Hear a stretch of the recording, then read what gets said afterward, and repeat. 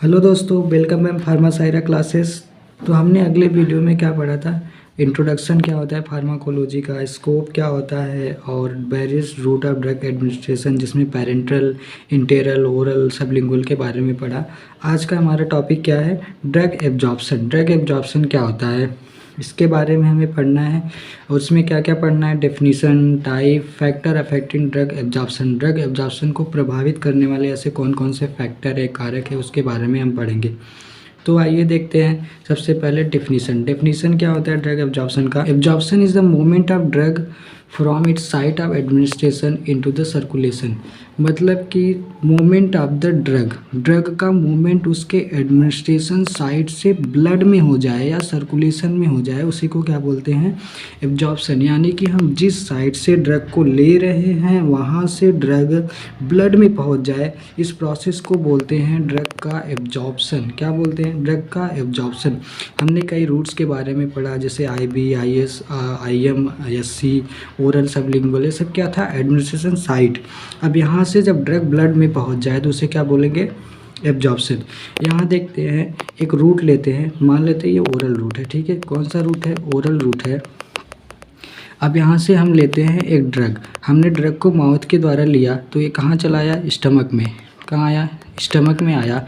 Stomach में छोटे छोटे पार्टिकल में क्या होता है? ब्रेक डाउन हो जाता है, टूट जाता है।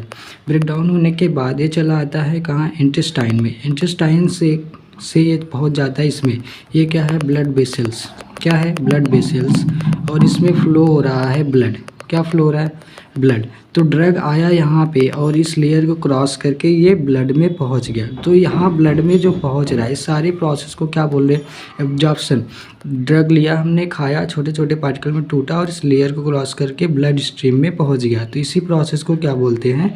एब्जॉर्प्शन।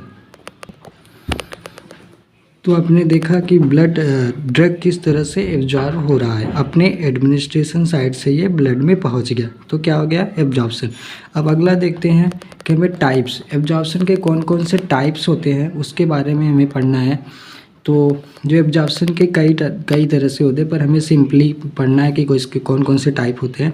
तो देखते हैं कि drug are transported across the membrane. यानी कि जो ड्रग ट्रांसपोर्ट होता है मेम्ब्रेन के अक्रॉस, जैसे ये कोई सेल मेम्ब्रेन है, इस मेम्ब्रेन के अक्रॉस यहाँ पे ड्रग है तो इधर आ जाए, इसी को क्या बोलते हैं?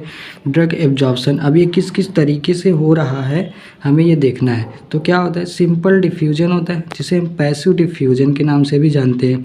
इसमें क्या होता है? डिफ्यूजन डायरेक्टली थ्रू लिपिड के थ्रू डायरेक्टली हो जाता है।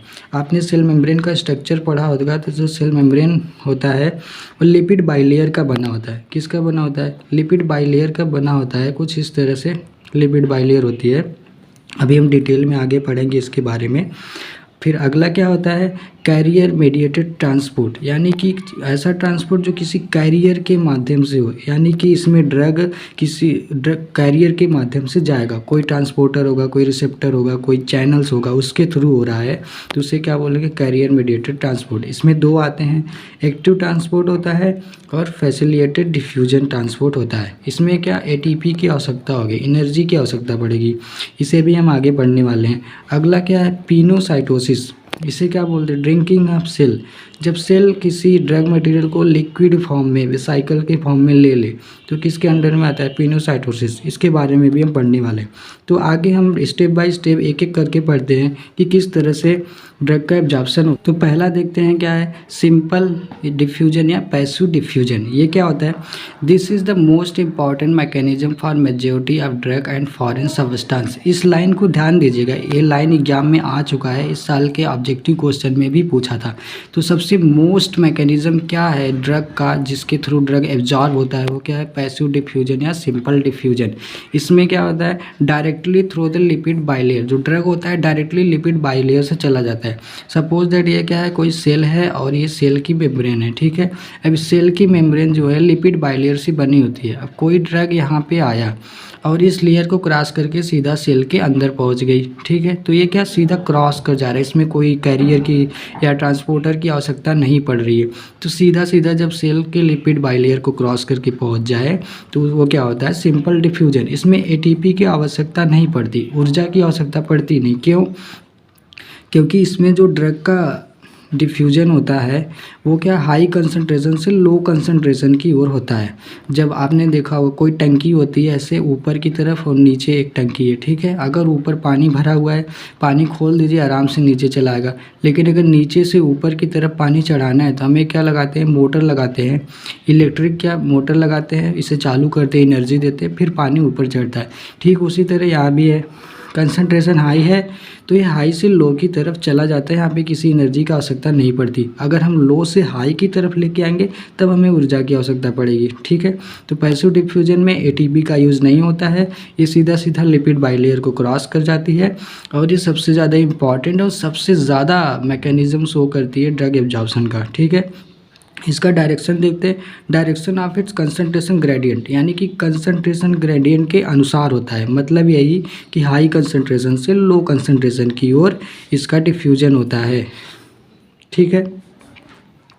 अब इसको हम फिगर के माध्यम से समझते हैं। ये एक साइड है सेल, ये क्या है, सेल मेम्ब्रेन है, इसे हम लिपिड बाइलेयर है कहते हैं, ठीक है। अब इधर कंसंट्रेशन ड्रग का ज़्यादा, इधर लो। अब ये जो ड्रग है हाई कंसंट्रेशन से लो कंसंट्रेशन की ओर चला जा रहा है, ठीक है, आराम से। जो ड्रग मॉलिक्यूल है वो लिपिड सॉल्युबल है, इसलिए यहाँ पे किसी कैरियर की आवश्यकता नहीं हुई। ज़्यादातर जो ड्रग होते हैं लिपिड सॉल्युबल का ही बनाया जाता है, इस वजह से ज़्यादातर ड्रग की जो एब्जॉर्प्शन होती है वो पैसिव डिफ्यूजन होती है। अब यहाँ पे किसी कैरियर ट्रांसपोर्टर की आवश्यकता है नहीं, सीधा हाई कंसंट्रेशन से लो कंसंट्रेशन की ओर चला गया, इसको क्या बोलते हैं, पैसिव डिफ्यूजन। तो यहाँ पे किसी एनर्जी की आवश्यकता नहीं होगी। ये ECF है, ICF। ECF मतलब एक्स्ट्रा सेलुलर फ्लूइड, ICF मतलब इंट्रा सेलुलर फ्लूइड, कोशिका के बाहर की फ्लूइड, ये कोशिका के अंदर की फ्लूइड, ठीक है। तो कोशिका के बाहर जो फ्लूइड है इसी में तो ड्रग प्रेजेंट है, यहाँ ही तो ड्रग का कंसंट्रेशन ज़्यादा है। अब ये कोशिका के अंदर जाना है, ये कोशिका की मेम्ब्रेन है, तो यहाँ से ड्रग ज़्यादा कंसंट्रेशन है, लो कंसंट्रेशन की ओर चला गया बिना किसी एनर्जी की सहायता के, तो यही क्या हो गया, पैसिव डिफ्यूजन, ठीक है। तो पैसिव डिफ्यूजन में क्या क्या हुआ, ये बहुत ज़्यादा इंपॉर्टेंट मैकेनिज्म है फॉरेन सब्सटेंस के लिए, यानी कि ड्रग मटेरियल के लिए डायरेक्ट लिपिड बाइलेयर को क्रॉस कर जाती है। इसमें एटीपी की यूज़ नहीं होती है, कंसंट्रेशन के अनुसार इसका मूवमेंट होता है, यानी कि हाई कंसंट्रेशन से लो कंसंट्रेशन की ओर, ठीक है। अगला देखते हैं क्या है, कैरियर मीडिएटेड ट्रांसपोर्ट। ये क्या होता है, कैरियर मतलब कोई माध्यम, कोई ट्रांसपोर्टर है, किसी के द्वारा ट्रांसपोर्ट होगा ड्रग मटेरियल, ठीक है। It is energy dependent pathway, यानी कि जब किसी के द्वारा हम करेंगे, जिसके द्वारा करेंगे उसे तो चलने के लिए एनर्जी चाहिए। अगर पानी को मोटर के द्वारा भेज रहे हैं तो मोटर को चलाने के लिए हमें क्या चाहिए, करंट चाहिए। उसी तरह यहाँ भी है, तो ये क्या एनर्जी डिपेंडेंट है, यानी कि इसमें एटीपी का यूज होगा। एटीपी का पूरा नाम क्या होता है, एडिनोसिन ट्राईफॉस्फेट। ये क्या है, पॉलीन्यूक्लियोटाइड, इस बात को ध्यान रखिएगा। एडिनोसिन ट्राईफॉस्फेट ये क्या है, पॉलीन्यूक्लियोटाइड है, ठीक। Generally used by small hydrophilic molecule, मतलब स्मॉल हाइड्रोफिलिक मॉलिक्यूल का इसमें यूज होता है। जनरली मॉलिक्यूल दो प्रकार के होते हैं, एक हाइड्रोफिलिक होता है, एक हाइड्रोफोबिक। हाइड्रोफिलिक मतलब हाइड्रो मतलब वाटर होता है, फिलिक मतलब होता है लवेबल, यानी कि द्रव स्नेही, जो वाटर के साथ संपर्क कर ले, वाटर से उसे कोई समस्या ना हो। और हाइड्रोफोबिक में क्या होता है, उसे वाटर से कनेक्ट नहीं होता, दूर भागता है।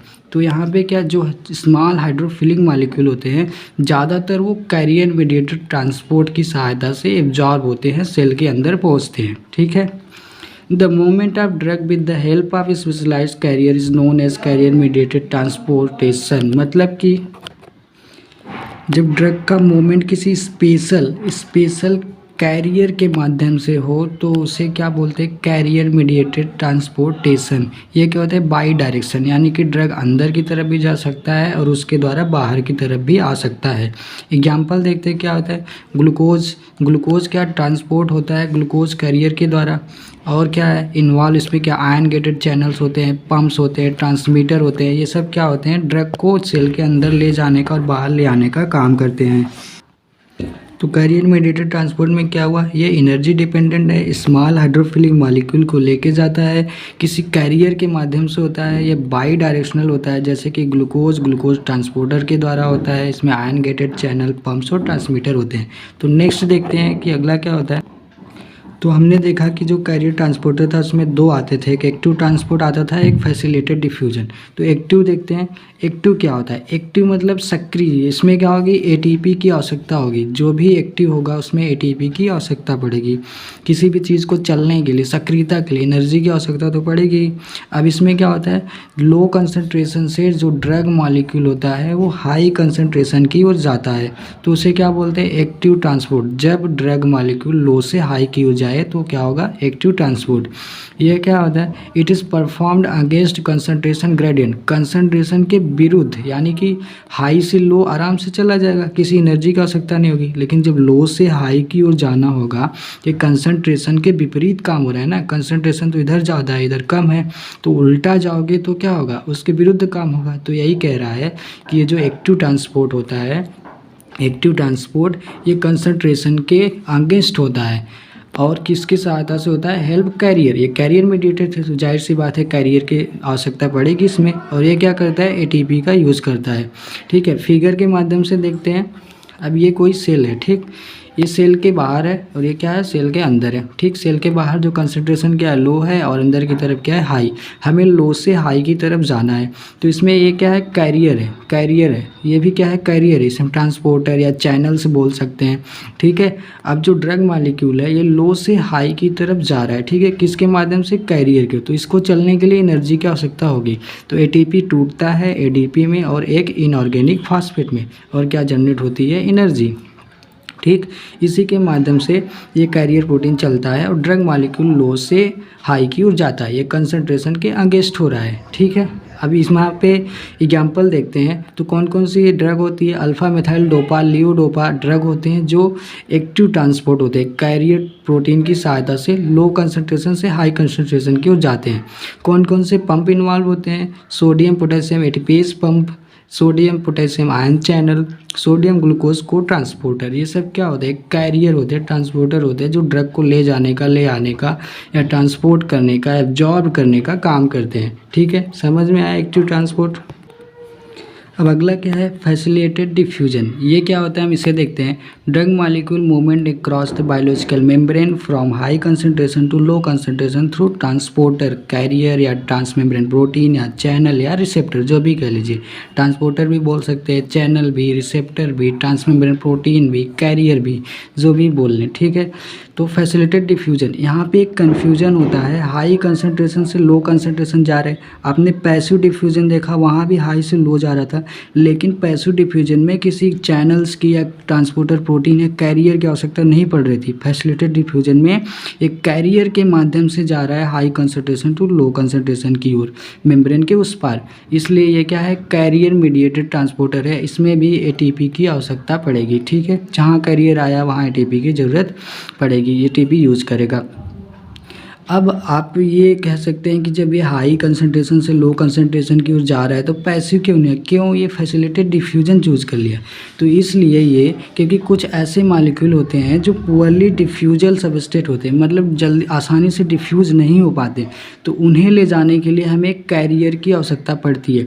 तो ये ड्रग मॉलिक्यूल क्या करता है? हाई कंसंट्रेशन जिधर रहता है वो एक कैरियर प्रोटीन से, रिसेप्टर से या ट्रांसपोर्टर से, रिसेप्टर या ट्रांसपोर्टर से बाइंड करेगी। बाइंड करने के बाद सेल मेम्ब्रेन के इस पार चली जाएगी। ठीक है, इस पार चली जाएगी।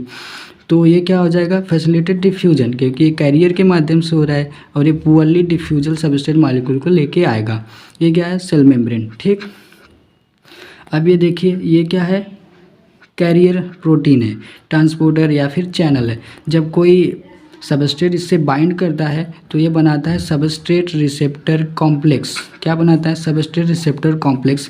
ये नाम याद रखिएगा, इसे एसएलसी भी बोलते हैं। ठीक है, एसएलसी के नाम से भी जानते हैं। तो ये नाम आप याद रखिएगा कि एसएलसी किस में आता है? फैसिलिटेटेड डिफ्यूजन में। फैसिलिटेटेड डिफ्यूजन में भी हाई कंसंट्रेशन से लो कंसंट्रेशन की ओर मॉलिक्यूल जाता है, लेकिन किसके माध्यम से? कैरियर के माध्यम से। और किसे ले जाता है? पुअरली डिफ्यूजल सबस्ट्रेट या ड्रग मॉलिक्यूल को। इसमें भी एटीपी यूज होता है, राइट। तो हम अगला देखते हैं। हमने दो पढ़ लिया सिंपल डिफ्यूजन या पैसिव डिफ्यूजन, और दूसरा क्या पढ़ा, कैरियर मीडिएटेड, जिसमें क्या था, एक्टिव था ट्रांसपोर्ट और फैसिलिटेटेड डिफ्यूजन था। तीसरा क्या है, पिनोसाइटोसिस। पिनो मतलब होता है ड्रिंकिंग, पिनो मतलब होता है ड्रिंकिंग, यानी कि जो सेल है वो किसी चीज़ को पी जाए, ड्रिंक कर जाए, निगल जाए, तो उसे क्या बोलेंगे, पिनोसाइटोसिस। पिनो मतलब ड्रिंकिंग, साइटोसिस मतलब सेल होता है, सेल से, ठीक। The injection of liquid into a cell by a budding of small vesicle from the membrane. अब ये क्या कह रहा है, ये एक सेल है, मान लीजिए एक सेल है, इसके अंदर ये न्यूक्लियस है, ठीक है, बाहर कोई लिक्विड मटेरियल आ रहा है, ठीक है। अब जब ये सेल के पास आता है तो सेल की मेम्ब्रेन क्या करती है, एक वेसिकल का फॉर्मेशन कर लेती है, ठीक, एक वेसिकल बना लेगी और इसके चारों तरफ क्या, इसके अंदर लिक्विड मटेरियल आ जाएगा। अब अगले प्रोसेस में क्या होगा, ये सेल कुछ इस तरह से अपने स्ट्रक्चर को बदलेगी और वेसिकल को अपने अंदर की तरफ लेगी, ठीक। अब यहाँ देखते हैं, जब ये सेल इस वेसिकल को अंदर की तरफ ले रही है तो अगले स्टेप में इसको ये पूरा ऐसे ये पूरा इनगल्फ कर लेगी, चारों तरफ से इस मेम्ब्रेन को फैला लेगी और वेसिकल सेल के, तो ये वेसिकल सेल के अंदर चला आया, राइट। तो इसी प्रोसेस को क्या बोलते हैं, पिनोसाइटोसिस, जिसमें ज़्यादातर प्रोटीन और माइक्रो मालिक्यूल्स का क्या होता है, ट्रांसपोर्टेशन होता है, प्रोटीन होता है, माइक्रो मालिक्यूल्स में जैसे कार्बोहाइड्रेट, फैट, ये सब क्या होते हैं, इन्वॉल्व होते हैं, ठीक है। तो ये पिनोसाइटोसिस आपका ख़त्म हुआ। अब अगला हमें पढ़ना है फैक्टर्स अफेक्टिंग ड्रग एब्जॉर्प्शन, कौन कौन से फैक्टर हैं जो ड्रग एब्जॉर्प्शन को अफेक्ट करते हैं, ठीक है। तो गाइस हम देखते हैं कि पहला क्या है, पार्टिकल साइज। अब ये पार्टिकल साइज किस तरह से अफेक्ट करता है, जितना छोटा पार्टिकल साइज रहेगा उतना ज़्यादा क्या होगा, एब्जॉर्प्शन होगा। Absorption inversely proportional to particle size, जितना छोटा पार्टिकल साइज उतना ज़्यादा एब्जॉर्प्शन, और जितना बड़ा पार्टिकल साइज उतना कम एब्जॉर्प्शन। अब पार्टिकल साइज स्मॉल रहेगा, बहुत छोटा छोटा रहेगा, तो उसे किसी भी मेम्ब्रेन से पार होने में क्या होगा, आसानी होगी, ईजिली क्रॉस कर जाएगा। तो क्या होगा, तो पार्टिकल साइज जब स्मॉल रहेगी तो एब्जॉर्प्शन क्या होगा, ज़्यादा होगा। अब दूसरा देखते हैं क्या होता है, disintegration and dissolution time. Disintegration मतलब जब वो छोटे छोटे पार्टिकल में टूटता है उस टाइम को डिसइंटीग्रेशन कहते हैं, और डिसोल्यूशन टाइम क्या होता है, जब जितने टाइम में वो डिज़ोल्व हो जाता है उसे डिसोल्यूशन टाइम करते हैं। अब ये टाइम किस तरह से डिपेंड कर रहा है एब्जॉर्प्शन रेट पे, हम उसे देखते हैं। तो ये क्या है, drug gives solid form must dissolve in the aqueous phase before they are absorb. जब हम ड्रग को सॉलिड फॉर्म में देते हैं तो पहले क्या होगा, डिजॉल्व होगा एक्वस फेज में, किसी लिक्विड फेज में वो डिजॉल्व होगा, उसके बाद क्या होगा, एब्जॉर्ब होगा। यानी कि जो ड्रग है एब्जॉर्ब होने से पहले वो डिजॉल्व होगा, फिर एब्जॉर्ब होगा सॉलिड फॉर्म में। सॉलिड फॉर्म में हम कोई टैबलेट खाएंगे, वो हमारे स्टमक में जाएगा, छोटे छोटे पार्टिकल में टूटेगा, फिर डिजॉल्व होगा, फिर एब्जॉर्ब होगा। लेकिन अगर वहीं हम वाटरी सोल्यूशन ले ले, कोई लिक्विड मटेरियल ले ले, तो क्या होगा, जल्दी से एब्जॉर्ब हो जाएगा। सॉलिड पहले गया, छोटे छोटे पार्ट में टूटा, डिजॉल्व हुआ, लेकिन ये लिक्विड है, इसे ना टूटना है ना ही डिजॉल्व होना है, तो क्या होगा, सीधा एब्जॉर्ब हो जाएगा। इसलिए जो वाटरी सोल्यूशन होता है या लिक्विड डोजेस फॉर्म होता है वो सॉलिड फॉर्म मटेरियल से जल्दी एब्जॉर्ब होता है। तो हम ये कह सकते हैं कि सॉलिड के कंपेयर में लिक्विड मटेरियल ज़्यादा तेज़ी से एब्जॉर्ब होता है, यानी कि उसका डिसइंटीग्रेशन और डिसोल्यूशन टाइम सॉलिड के कंपेयर में कम होता है। जिसका डिसोल्यूशन और डिसइंटीग्रेशन टाइम कम होगा उसका एब्जॉर्प्शन अच्छा होगा। तो हम बोल सकते हैं कि डिसइंटीग्रेशन और dissolution time directly proportional to absorption, ठीक है। अगला पॉइंट देखते हैं क्या है, कंसंट्रेशन। अब ये कंसंट्रेशन किस तरह से अफेक्ट कर रहा है, तो concentrated solution is absorb faster than from dilute solution, यानी कि कंसंट्रेटेड सोल्यूशन ज़्यादा तेज़ी से एब्जॉर्ब होगा डाइल्यूट सोल्यूशन से। तो हम क्या कह सकते हैं, concentration directly proportional to absorption. अब ये कैसे होगा, अब हम किसी, ये क्या है, मान लीजिए कोई वेसल्स है, ठीक है। अब ये क्या है, लिक्विड मटेरियल है, अब इसके अंदर ड्रग मॉलिक्यूल्स प्रेजेंट है ढेर सारा, ठीक है। अब एक ये मटेरियल है, इसमें कम लिक्विड है, इसका कंसंट्रेशन बहुत ज़्यादा है। अब देखिए इसका अमाउंट ज़्यादा है, इसका अमाउंट कम। अब बताइए एब्जॉर्ब होने में टाइम किसको ज़्यादा लगेगा, इसको, क्योंकि ये ज़्यादा है, ठीक है। और ये क्या है, कम ही अमाउंट में, लेकिन इसका कंसंट्रेशन यहाँ ज़्यादा है। जितनी मेडिकेशन यहाँ थी उतनी इतना यहाँ भी है, लेकिन इसमें लिक्विड के अमाउंट कम है तो कंसंट्रेशन ज़्यादा हो गया। इसमें लिक्विड का अमाउंट ज़्यादा हो गया तो कंसंट्रेशन क्या हो गया, इस लिक्विड के हिसाब से कम हो गया। तो अब इसे ऑब्जर्व करने में ज़्यादा समय लगेगा, इसका अमाउंट ज़्यादा है, इसका कम है, जल्दी से ऑब्जर्व हो जाएगा। तो हम कह सकते हैं कि concentration directly proportional to absorption, ठीक है। अब अगला पॉइंट क्या है, सरफेस एरिया किस तरह से एब्जॉर्प्शन को इफेक्ट करती है। अब जितना बड़ा सरफेस एरिया होगा एब्जॉर्प्शन रेट उतना ही ज़्यादा तेज़ होगा। तो हम कह सकते हैं surface area directly proportional to absorption. अब इतना बड़ा सरफेस एरिया तो ड्रग इतने दूर में फैलेगा, इतने दूर से एब्जॉर्प्शन होगा। और सरफेस एरिया छोटा है तो ड्रग इतने ही दूर में रहेगा, इतने से ही एब्जॉर्ब होगा। तो किससे ड्रग का एब्जॉर्प्शन ज़्यादा होगा? इससे होगा, क्योंकि ये बड़ा है चारों तरफ फैल के एब्जॉर्ब होगा। ये छोटा है, इस यहाँ से क्या होगा? कम होगा। तो सरफेस एरिया जैसे जैसे हम बढ़ाएंगे एब्जॉर्प्शन क्या होगा? बढ़ता जाएगा। ठीक है, नेक्स्ट पॉइंट देखते हैं रूट ऑफ एडमिनिस्ट्रेशन। ये किस तरह से अफेक्ट करता है ड्रग के एब्जॉर्प्शन को। हमने कई तरह के रूट्स के पढ़े ना, SC, IV, IG, IM, oral, सब लिंगुअल रूट्स को पढ़ा। तो हर रूट अपने अकॉर्डिंग ड्रग को एब्जॉर्ब करती है, सबका अपना स्पेसिफिक टाइम होता है। तो हम देखते हैं कि जो पेरेंटल रूट होता है बेटर देन होता है ओरल से, यानी कि पेरेंटल रूट सबसे ज़्यादा बेस्ट माना जाता है। यहाँ पे एब्जॉर्प्शन 100% मानते हैं कि 100% एब्जॉर्ब जाता है, क्योंकि हम ड्रग कहाँ ले रहे हैं? सीधा डाल रहे हैं ब्लड में, नसों में डाल रहे हैं, वेंस में, तो सीधा चला गया ब्लड में और ऑर्गन्स के पास पहुंच गया।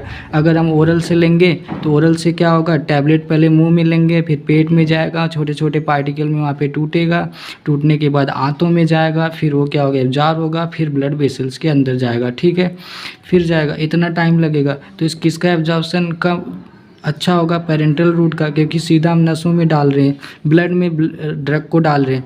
लेकिन ओरल में क्या हो रहा है? हम खा रहे हैं, फिर टूट रहा है, फिर जाके एब्जॉर्ब हो रहा है, तो इसमें ज़्यादा टाइम लगेगा। तो हम कह सकते हैं कि जो पेरेंटल रूट है ज़्यादा अच्छा होता है ओरल रूट के कंपेयर में। तो इस तरीके से क्या है, route of administration drug absorption को प्रभावित करती है। हमारा अगला पॉइंट क्या है?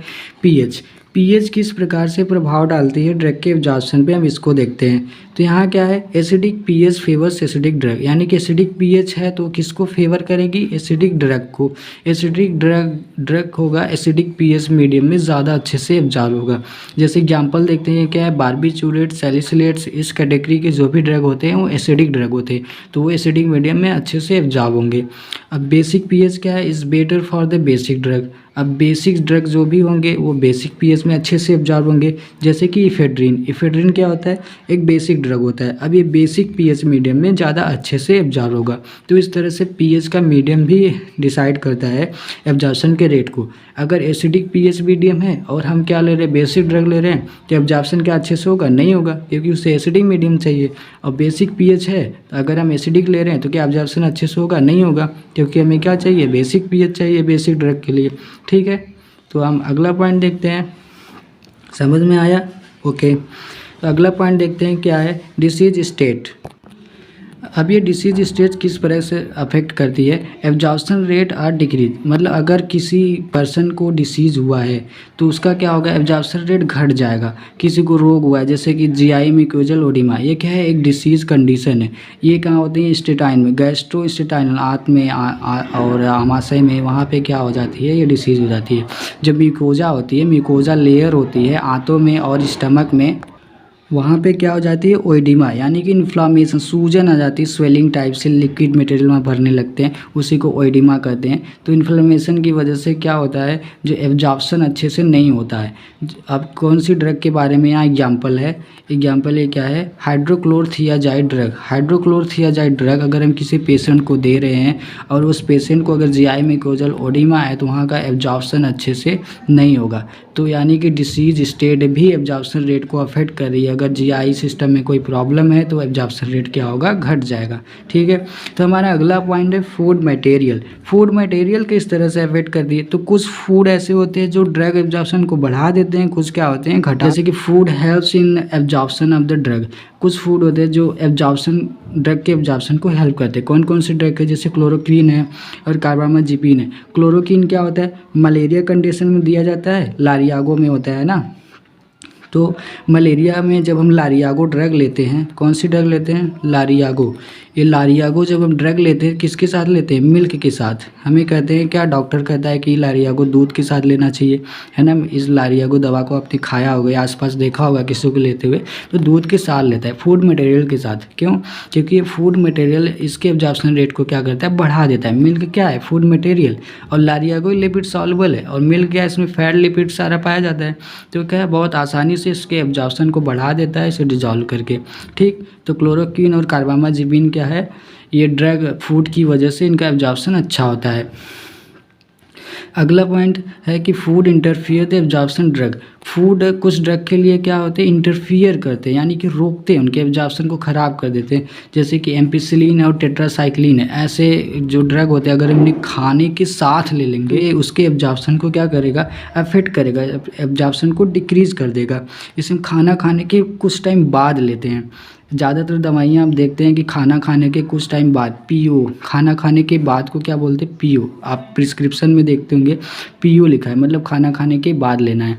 तो ज़्यादातर प्रिस्क्रिप्शन पीओ पर ही किया जाता है, क्योंकि कुछ ही दवाइयाँ होती है जो फूड के साथ एब्जॉर्प्शन अच्छा करती है, बाकी फूड क्या करते हैं, इंटरफियर। इसलिए खाना खाने के कुछ समय बाद हम मेडिसिन लेते हैं। कुछ दवाई जो होती है जैसे क्लोरोक्वीन, कार्बामेजेपिन, ये फूड के साथ अच्छा बिहेव करती है और एब्जॉर्प्शन रेट इनका अच्छा होता है। ठीक है, तो ये सारे 8 फैक्टर रहे जो एब्जॉर्प्शन रेट को अफेक्ट कर रहे थे। आपने एक एक करके देखा, आप इसे पढ़ लीजिएगा। एग्जाम के लिए भी ये इम्पॉर्टेंट हो सकता है फैक्टर। इस साल के एग्जाम में यहाँ से ऑब्जेक्टिव क्वेश्चन में बने थे पेपर, वो भी पैसिव डिफ्यूजन। फ्रेंड्स, अगर आपको पीडीएफ नोट्स चाहिए तो पीडीएफ नोट्स एक एक टॉपिक वाइज आपको टेलीग्राम चैनल पे मिलेगा। और ये टेलीग्राम चैनल लिंक आपको डिस्क्रिप्शन में दे दिया गया है, आप वहाँ से उसे फॉलो कर लें।